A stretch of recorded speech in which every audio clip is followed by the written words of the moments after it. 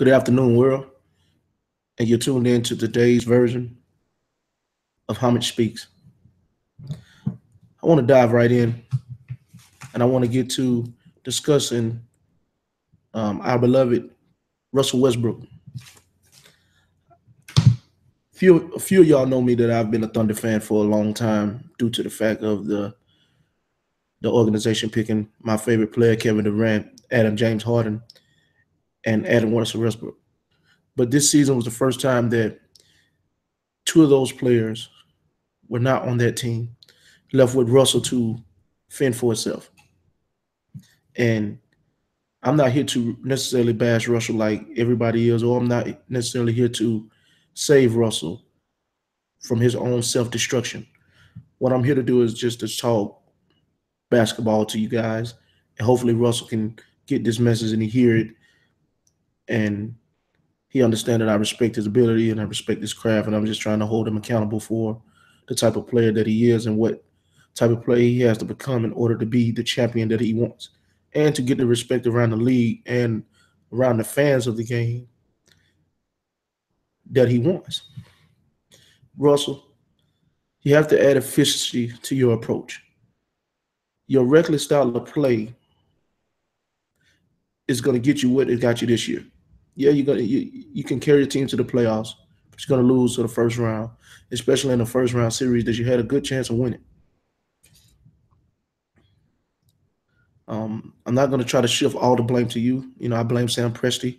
Once he knew Kevin Durant wasn't coming, and then he knew that you were staying, they have to do a better job of putting a team around you that suit your strengths and your capabilities as a ball player. Because if they don't do that, you're going to end up with this result. Billy Donovan, I also felt like you did a disservice to Russell and the team. I think your roster is good. Unlike everybody else, I believe in your roster. And I also believe that you are a good coach, and I think you could have worked that situation a little bit better in regards to your rotations, in regards to your style of play. You were supposed to sacrifice some regular season games this year in order to get your team to play a certain way for the long haul, for the bigger picture. You allowed them to continue to be the one-man band of Russell Westbrook and not allow them to come together as a team. So then you get situations like you did in this playoffs when people tend to take your best option away. Russell did a good job of still getting his numbers, but it wasn't efficient. And when it's not efficient, teams would live with the results of whatever he does. I'm pretty sure they understood that Russell Westbrook might try to get a triple double. And in the meetings of the Houston Rockets, the goal was not to try to make Russell Westbrook not get a triple double. Some things you just can't stop. But what they were going to say is, we're going to play team defense. We're going to make him pass the ball. Russell Westbrook, I really expected you to set a record this playoff for assists in a basketball game. Simply because I thought that you was going to be able to read defenses and understand that a lot of the things that they were giving you, you shouldn't have been taking. For instance, their strategy was to put Pat Beverly on you. That was the strategy. Put Patrick Beverly on you, and we'll play team defense outside of that. You and Pat Beverly got into a heated discussion. You and Pat Beverly got into a heated discussion on who guarded who, how many points you scored. And that's the problem with your attitude and your approach to the game right now. Pat Beverly held you, when he guarded you, to 37% shooting. Now, in the regular season, you shot 43%. You're a 43% shooter. But when you was matched up against everybody else, your percentage went up from 43 to 45.7. So we was looking for you to play the game the right way, call for your picks, get your switches, and then you work out on those switches. The times you did that was usually quarter 1 through 3. You were amazing because your fourth quarter numbers, they can say that they was a minus 58 with you off the floor. But let's be clear here. You can't go 14 for 49 for 28.5% in the fourth quarter and you're the best player. And you also can't have 3 or 4 triple doubles in the series with double digit assists, but you only have 6 of those assists out of all you had 50 assists in the series. 6 of those came in the fourth quarters in 5 games. You can't have that, Russell. You got to be able to close the game better, and here's how you can do it. You got to work on your craft. You gotta work on your craft from the film study and from you in the gym. Get a chance this offseason, take a breath, enjoy the time with your family, and then you get back. You get back to work. What you have to do is you have to prepare your mind mentally and physically for that triple double workload. I said 2 years ago that I feel like you have found a way to utilize all of your energy on the basketball floor, and that is with those triple doubles because you have a lot of energy, and can't nobody take that from you. Um, I would have liked to seen it transfer more to the defensive end just because of your matchups. The most dynamic players in the game right now is at the small forward and the point guard position. You play the point guard position, and I've actually seen you sit down on players like Chris Paul, Dame Lillard, and Steph Curry and play excellent defense on those guys. But I get it, your role has changed. You have to do a little bit more scoring. So the Thunder got to do a better job of putting players around with you where y'all can play good team defense and you still can be able to guard those players.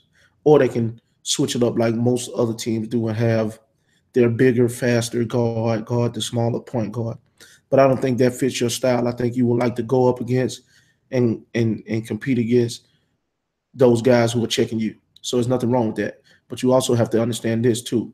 You have to realize where your sweet spot's at on the floor. Stop shooting the three-point shot. Just stop shooting it.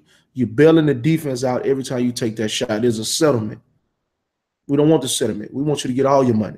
And when you get to going full speed and you get in that mid-range and you get right in there and you can stop and pop from any angle, from any speed, that is the biggest strength that you have, and that should be your most valuable weapon. Nobody can stop you from doing that. Russell Westbrook, I don't know if you realize, but when you start watching film and you're by yourself, you have to realize that you stop yourself. Nobody has put one guy on you and said, lock him up. We can lock him up. No, you bailed him out by shooting that three-point shot. You can't sit here and tell me that you shot 28.6% from the line and you're okay with that. This year you rocketed up to a record and personal best 34% from the three-point line, which is a good, but for somebody who's shooting around 28%, that's pretty good. But you can't shoot 18 threes in a game. That's not good. That's not going to work. That's something that you got to realize that 18 times you bail the defense out because your shots don't come on catch and shoots, really. They're coming out dribble pull-ups. Those are difficult shots to make. Steph Curry is probably, him and Dame Lillard, they're probably one of the best in the game at hitting those shots. But for you, that's a bad shot.